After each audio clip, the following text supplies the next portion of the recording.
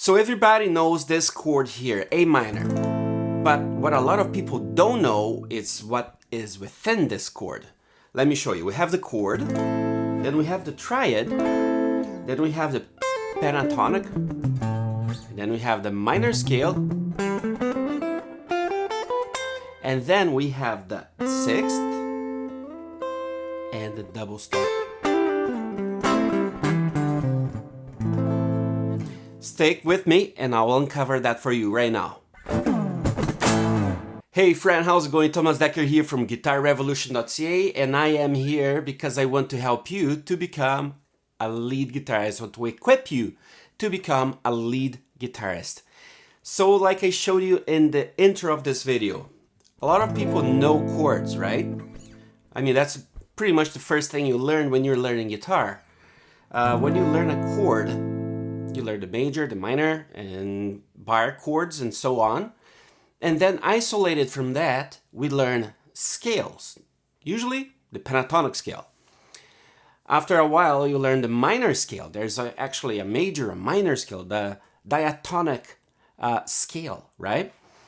And then you hear about triads and arpeggios. Later on, you're gonna learn about double stops and the sixth. Let me show you how we can focus in one chord and find all that within it, within that chord, that region of that chord. So like I said here in the intro, we have the A minor, and I'm just getting A minor just for the sake of simplicity, okay? So within this shape, we have the power chord, which is root, A, E, and A again, root, fifth, A. From starting here, we have the triad already, having the C note, which gives us the minor flavor to it, which is fifth, root, and third. So in this minor third, right? So E, A, and C. We can play this too. Or you can just focus on the D, G, and B strings. So like I said before, A, C, and E. Right? As well as the high notes, C, E, A.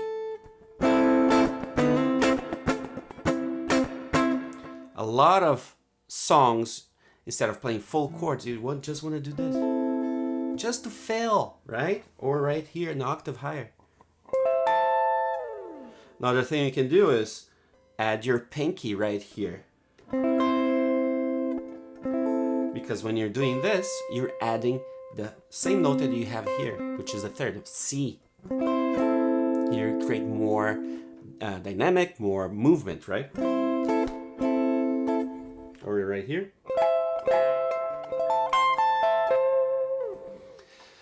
So that alone gives you so much to play with. But we can also add the minor pentatonic on top of this. Wherever you have this minor chord, you can add the minor pentatonic shape, the most famous of all, over it.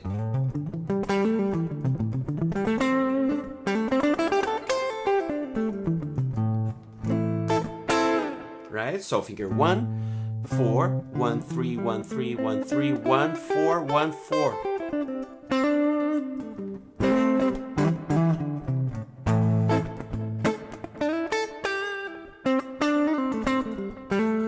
I'm adding the blues note here on my pinky. So instead of doing 1, 3, 1, 4, I go 1, 3, 4 on the G string, which is the blue note. Also on the A string, instead of doing just 1, 3, I'm doing 1, 2, 3.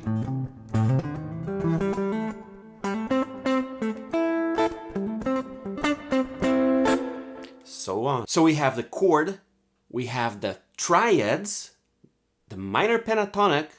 Let's add 2 notes to the minor pentatonic and let's have the minor scale right here.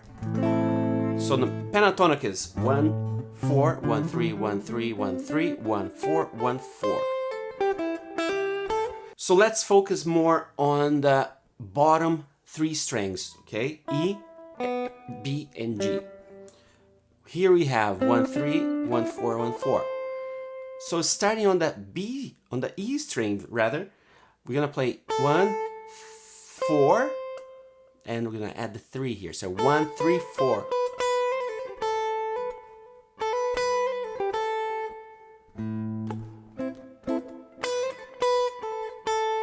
Okay, on the B string, we're gonna add finger 2. All right?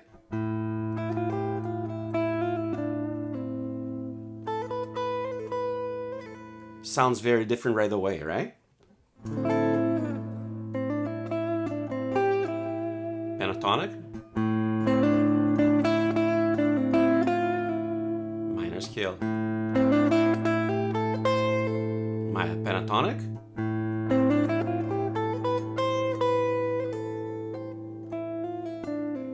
The G string, we're gonna go back 1 fret.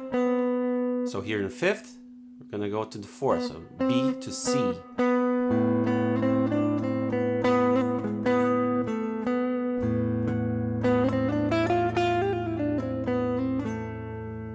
On the D string, we're not gonna change anything. We're gonna do like just the pentatonic, 1 and 3. Okay, so.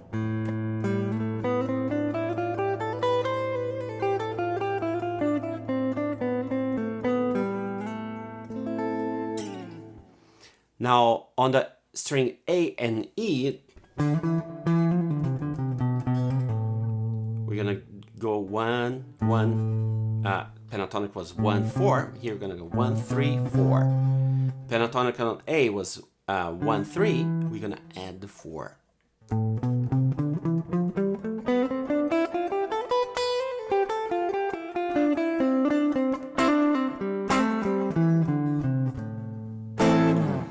It's cool to kind of take turns between the pentatonic and the minor scale, just like I did here. That's why I started to teach you or show you here the high notes and wrap up with the pentatonic. It's pretty cool. So we have the chord itself, we have the triads, we have the pentatonic, and then we have the minor scale. And now I'm gonna add the 6th interval. The 6th interval is just 2 notes they're gonna pick from the chord, okay? Let me show you right here. I'm gonna have this note on the G string and this note on the E string. This note is a C and this note is an A. From here to here, I have 6 notes in between. C, D, E, F, G, and then A. So 1, 2, 3, 4, 5, 6. That's why it's called the 6th interval, okay? So instead of playing the whole chord, I can just play those 2 notes. That gives me the characteristic of an A minor. Sounds amazing. It's so sweet, so beautiful. And from here, I'm gonna give you a bonus here. From here, you can do is you can slide your finger 2 all the way to the 9th fret and add your finger 1 on the 8th fret. Those 2 notes are also from the minor chord of A.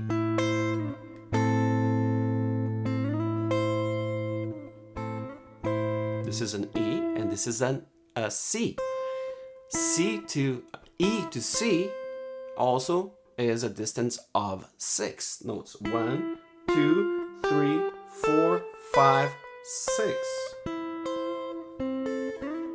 And those 2 notes are part of the minor chord of C. All right. I like to use the whammy bar here.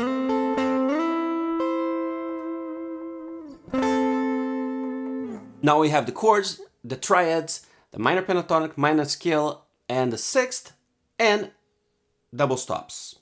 So double stops will go like this. We're gonna get the minor scale, minor pentatonic,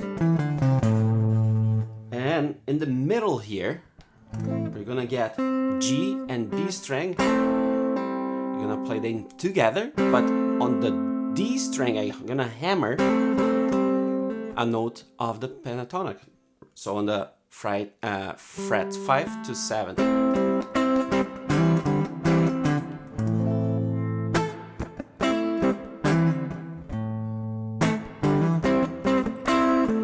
I can play B and G strings too.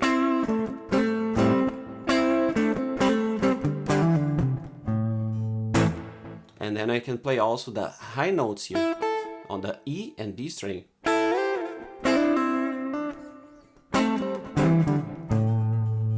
All these are double stops you can apply right there on your pentatonic scale.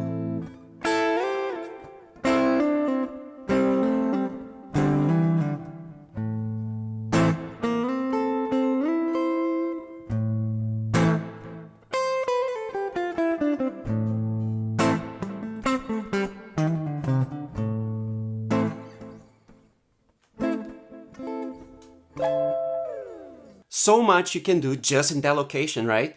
We tend to look at it as just a chord, but if you can break it down in little things like that, you can start to see how much more elements we can add to your lead playing. And now this is just the minor, right? I just did one shape of chords. Can you imagine how much more we can do if we break down all the shapes of chords? That's why I love the CAGED system. I think CAGED system is the best system.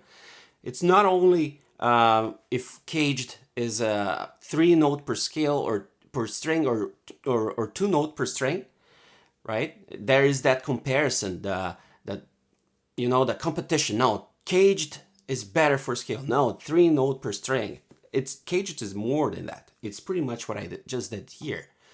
But then we break down in other areas of the CAGED, C, A, G, E, D shapes of chords, attaching all this that I just did here for you. Well, I hope you got more inspired with this lesson. I thank you so much for watching, and I hope to see you in the next one. Don't forget to subscribe, like, and comment. See you in the next one.